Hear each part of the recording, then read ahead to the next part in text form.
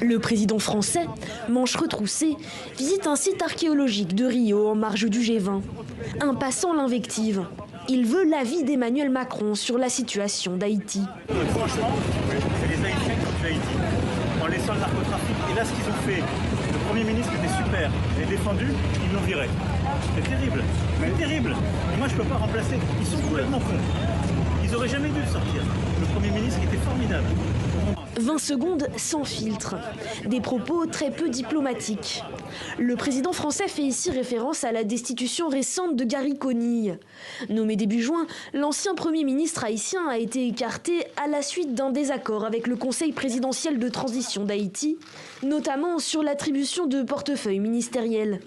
C'est désormais Alix Didier Fils-Aimé qui est en charge de rétablir la stabilité dans le seul pays francophone des Caraïbes en proie à la violence des gangs. L'entourage d'Emmanuel Macron répond qu'il s'agit d'une vidéo tronquée, prise dans un cadre privé, qu'avant cet extrait, il avait été mis en cause directement et de manière très insistante sur le rôle de la France en Haïti. Mais ces propos scandalisent déjà la communauté haïtienne.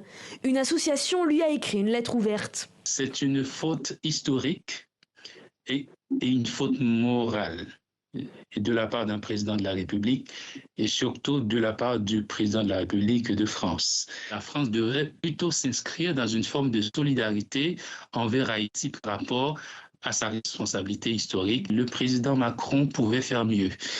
Il pouvait faire une meilleure déclaration qui rassemble, et pas une déclaration qui divise.